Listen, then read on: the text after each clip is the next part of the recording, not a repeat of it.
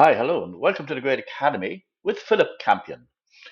I'm going to bring you through all the scenes of Macbeth, ground you well in the play and in elements of the play, thematic elements and aspects of character, etc., in preparation for leaving Cert, but also to guide you towards participating well in class discussion. It's very important that you would try to do so for your personal development and also for your engagement with the play. So, setting the context of the play in this presentation first, and then I will explore Act 1, Scene 1, the opening of the play. So, you see that picture there? It paints what would take many words to write a scene where the witches, the magical, supernatural, elusive creatures of the heat, greet Macbeth and Banquo, a meeting which will have fatal consequences on which the drama is built. And I've sourced some very useful information for you on the background of the play from a website belonging to Columbia University of the City of New York. Shakespeare was the greatest, certainly the greatest of a golden generation of poets and dramatists who came to prominence during the 44-year-long reign of Queen Elizabeth I, 1558-1603. By the way, a reign which is currently, what is it, about 26 years short of the immense reign of the current Queen of England, Elizabeth II. So that very stable period of English prosperity grounded the country in economic and social development and in the development of literature and drama. You see a great list of writers there, very renowned in the for those who study English literature at third level and beyond, but maybe not all of them troubling students on the Leaving Cert course. Well, there you have them. You can read the list yourself, from Sidney and Spencer right down to Shakespeare. It is interesting and important to consider, you know, that despite society being so male dominated, even all the most minor actors, even all actors were male. Despite society being male dominated with political and economic power in male hands generally, Elizabeth I had arguably the greatest impact of any English monarch. She's not the only female to have had a profound impact upon our society. You could go on your way in Ireland. But it does stand out as being exceptional, and that's got to do with the traditions of a male dominated society. Yet it is remarkable, despite that what she achieved as a monarch, and pointing the way forward to what is, just no longer today even noted as an achievement because of the sense of parity that has been developed and achieved in society at political and economic level. Uh, Something that has maybe taken the last two generations to really build. The crown, anyway, passed from this great Elizabeth, although from an Irish point of view, in terms of what happened with plantations and other nefarious things, one has to be very careful about using the word great. But let's just say, from an English point of view, she was considered a great monarch. And the crown passed to James the Sixth. Of course, he wasn't known as James the Sixth, this Stuart King of Scotland, because he became James the First of England. That's where he's most best known. And he was a very edgy kind of a king, following upon the great reign of Elizabeth. Great from an English point of view, as I said. um, so, he was insecure in some ways because after all, he did come from Scotland, and he wanted to assert power over all the various aspects of society that he was surrounded by. So he was very determined about that. But he also had a great interest in literature and writing. He wrote a lot of treatises. And it was under him that the greatest ever edition of the Bible, that great long Christian text, was printed. So you can say that literary expression, therefore, continued to flourish under King James, and Shakespeare was also the benefit of that, and the generations afterwards. The New King James Bible of 1611, a very renowned translation, as I say. And it continued to have a profound influence upon religious life in England, in post Reformation England, and indeed on literature for the following centuries. So, as I said, James wanted to have absolute power of monarch and to achieve the union of the two kingdoms of England and Scotland under the name Great Britain. He did not succeed in either. came about as a result of the actions of later monarchs and governments.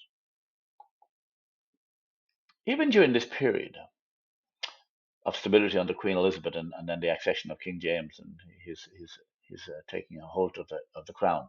But even during that, all of that long period, issues of succession remained hugely prominent because, after all, Elizabeth chose not to marry. Perhaps that was because a sort of a clever way of kind of focusing power upon herself. But it left a precarious situation in terms of her succession, which was always a subject of plots. And of course, issues of political allegiance to different nobles and to a king or to a queen, etc., were also very prominent.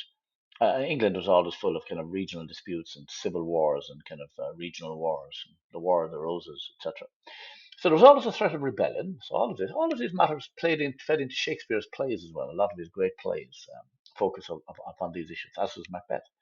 The conflict between different sects of Christianity also at the time was destabilizing. Questions of faith and morality, and the perils of a rapidly shifting social landscape. They're all part of public discussion, public discourse at that time. Of course, we've had Shakespearean writers, great material. So, all part of the context for understanding the emergence of the great play Macbeth. The theatre, while extremely popular as a public entertainment, was controversial and it had its doubters. It was faced with a great deal of opposition, in fact, from the city authorities. Why? Because theatres attracted large crowds. Large crowds were difficult to control, and it was often a location for petty crime and stuff like that, and disturbances and little riots, and people getting very drunk, of course, too, and then acting up outside the theatre.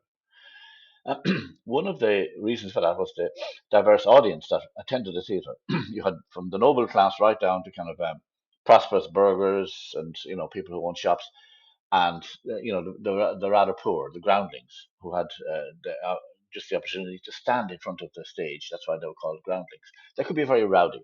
Shakespeare, by the way, was very good at catering for the entire audience with the way he created his plays. He had scenes that would kind of appeal uh, with different intensity to different parts of that audience. So the crowds were difficult to control, but also there were religious opponents of drama. It gave rise to scandal quite often because during the time of the Reformation, the period afterwards, there was a great strictness. You had Calvinism and other very strict kind of versions of Protestantism thriving. And there was great opposition to what was perceived as a scandal, for example, of cross dressing among members of the cast, because after all, no women were involved in drama. So female parts were played by boys and men. Sometimes people whose talent was that their voice hadn't broken in a sort of a very male way, if you get my drift there. And there was a complete scandal about all of that on the part of the religious. There was an intolerance towards what would have been seen as effeminate men too. In other words, there would have been no understanding of kind of gay culture, gay society, or any tolerance of that at all. But it was as much part of society then, although covertly, as it is openly today. But then it wasn't considered normal. So for all of that, the theatre, which drew all of that, focus on all of that, was so often opposed and therefore frequently shut down. Interesting, just little side detail of all that. Shakespearean tragedies. They were just one of the genres of within his 36 plays, but his tragedies were kind of centered upon a great individual in society, usually a ruler, a person of power or aspiring to power, who through some fault in himself, usually all male, was doomed to fail and doomed to eventual death, fated as it were. There are also circumstances in society in the world of the play which kind of contributed to that. But a tragedy is really an individual kind of journey that ends in failure and great pain with catastrophe for others. And in his tragedy, Shakespeare wove together character with fate, if you like. So he wove together the individual in terms of the individual's character and consciousness with the social, in terms of the social stratum from which each character came, and the impact of society on the individual. So he was the first great writer to do that. He intermingled the psychological and the political in his drama. The psychological kind of impact of certain things on characters and how they reacted. He explored the whole notion of the human psyche for the first time, really, in drama. He thematically explored human desires and values, such as revenge. Some of his plays are very much centered on that. Love, ambition, which is very central in this play, hatred, and power. So they all have a bearing, really, on what happens in Macbeth. But the topical themes of this play certainly include treason. Do you know what treason is?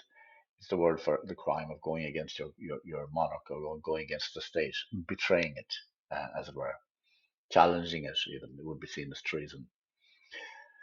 And in this play, there is a particular focus on the psychological impact of regicide, the crime of killing a king, and a reminder of the precariousness of power, as I've already alluded to that, haven't I? So it's also a dramatization of something that actually occurred in Scotland, probably in the 11th century or sometime like that. So the play is therefore clearly associated with the monarch because of its location, but also through the character of Banquo. The name of this important character coincides with the name of an ancestor that King James claims to have descended from.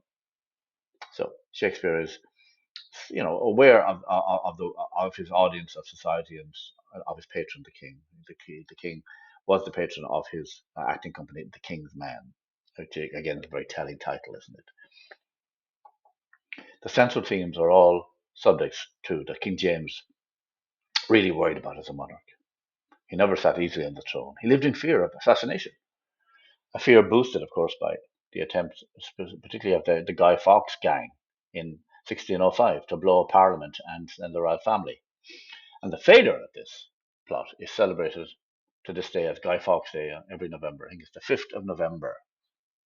You must remember it's the failure of it that's celebrated, although from an Irish point of view, the very fact that the plot took place would be seen as as a spot to celebrate because of obvious historical sort of attitudes and influences. The trial and execution of the plotters was went on for a long time, and it really grabbed the public imagination. All the narratives around that were published in all the pamphlets, and all the reports around the time that Shakespeare was writing, in fact, Macbeth. So it's interesting that that would maybe influence his creation of the play. One of the conspirators was, in fact, a priest, Father Henry Garnet, and he was the author of a treatise, which means a kind of a scholarly work on equivocation. Now, when you read the play, you will come upon the word equivocation quite a lot. So he had written that in 1598, and he drew upon it in his defense at his trial. So this entered into the public arena as well, the whole notion of equivocators. What is an equivocator, really? It's somebody who sort of tells lies, who plays with words in a way that's very ambiguous. So, and so it's being evasive in use of language, and certainly it's evading the truth. And you know, of course, that in the play Macbeth, Shakespeare wove that in very nicely, in particular to the characters of the witches, who are full of this equivocation. So, King James, of course, was a convinced believer in the diabolical. He believed that all kinds of occult things were happening, and he was very interested in occult powers and wrote about it. With his main concern, of course, being witchcraft, which he dreaded and which he persecuted.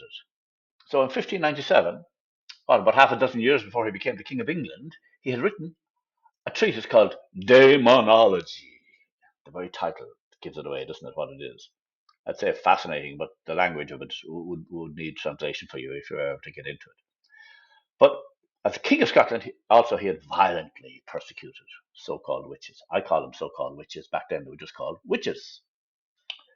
The poor women, usually, and they were following a cult called Wicca, which was so far from being dangerously and powerfully occult and casting spells. But the truth was not nearly as interesting as the imagination of what they were, and for that they were persecuted. Macbeth contains Shakespeare's most striking imagining of occult entities and his most extensive exploration of their influence. Being Shakespeare, he creatively blended his sources, of course. He didn't just copycat.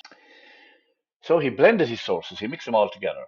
So he attributed, for example, to the witch characters great skills as equivocators. Shakespeare didn't write propaganda either. So he didn't just write tributes to his monarch, anything but. He was very creative. He was almost surreal in the way he blended the truths of his society and from his sources. He created a stage drama about a paradoxical king that was full of incongruous events. And that's what makes the play so exciting. That's what generates the drama, isn't it? The paradoxical nature of Macbeth and the strange, incongruous events. Nothing goes to plan. Different things that occur which seem very strange when placed in the same narrative. This is what Shakespeare could do. So the whole play is like a nightmarish concoction of the background I've provided earlier. The play itself, you could say, is a dramatic cauldron. So, getting onto the play now in its opening. It's very much an ominous opening, isn't it? A desert place, thunder and lightning, the themes of fate, predicting and controlling the future, of deception and evil are prominent even in this short opening scene in what the witches chant. Fate, deception, and evil. What a promising opening. I mean, the audience would have been so gripped from that moment, lured into it, almost terrified on the edge of their seat, too. So, anyway, in this scene, we meet the witches, also known as the Weird Sisters. Weird meant fate in 1606. So the original story behind the play is set in the 11th century. Shakespeare, as I've shown above, included allusions to early 17th century events as well, and is characterized by excessive darkness, isn't it? And thunderous sound, and all these create a peculiar atmosphere that's great for the audience in the theatre. A very eerie atmosphere, yeah. Light and shadow are central to the play, both to the staging of it and indeed to kind of the language of it too, in a certain way. So as it starts off, the first witch, when shall we three meet again? In thunder, lightning, or in rain? So the language and imagery link the witches to evil. Bad weather is often used as a backdrop to human disorder in the play. The witches like to do mischief in murky weather, so they won't be visible. Witchcraft is, as I said already, part of the world of the text. We're woven into it. The English like to blame bad weather on evil forces at that point. Yeah, the weather was not seen as like a kind of a scientific kind of the explainable phenomenon. It was always linked to evil, as the manifestation of some moral perversion of some kind. How dramatic, eh? The second witch then comes in and says, when the hurly-burly is done. And that's very promising, the word hurly-burly. What's that got to do? Is that the weather, or is it much? Is that what the whole play is? That sort of a political hurly-burly. When the hurly-burly is done, when the battle's lost and won. So they seem to know the future. Third witch, there to meet with Macbeth. And in fact, then we soon realize when we get into the next scene that it's dealing with an imminent battle in Scotland involving King Duncan and some rebels and mercenaries. But more of that in scene two. So it's a great word, isn't it, for the energy and chaos of battle. The very play itself, too. The Weird Sisters, therefore, represent fate. They plan to interfere with Macbeth's life. That's hinted at by the third witch. Because of their supernatural power, Macbeth is doomed to act under their influence and control. Well, we know this after one reading of the play, after one sitting at the play, anyway.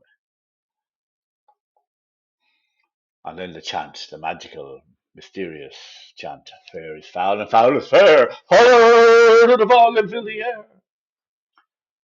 So, at the heart of the play is a lie. Fair is foul and foul is fair. And that is an example too of equivocation, one thing becoming the other. So the themes of equivocation, a type of verbal deception, and moral uncertainty are introduced from the very beginning. Equivocation, as I said, is mentioned throughout the play. It means to be two-sided, if you like, to be false while appearing to be true. How we come upon anybody else like that in our times, to whom that description might fit? I'm sure if you chat about it, you could actually draw up quite a list. Note the striking alliteration in the language, a technique associated with spells and chants. The Fs. Macbeth echoes this equivocal saying about fair and foul in Act 1, Scene 3, too. Quite ironically, that will associate him in the mind of the audience with the witches. Shakespeare creates links between characters through language. The witches set out to alarm and to annoy, but the characters in the play, maybe the audience too, to bother and agitate. So wouldn't life be boring without them? So the opening scene creates a memorable atmosphere. The imagery and keywords of Act 1, Scene 1 point to bad weather and chaos in human affairs, to sum all that up. Thunder, fog, rain and cloud, hurly-burly. Well, join me and the Great Academy for the succeeding scenes to explore and to enjoy this hurly-burly. Over and out for now from Philip Campion for the Great Academy. Thank you for watching and listening to me on this first slide show on Macbeth.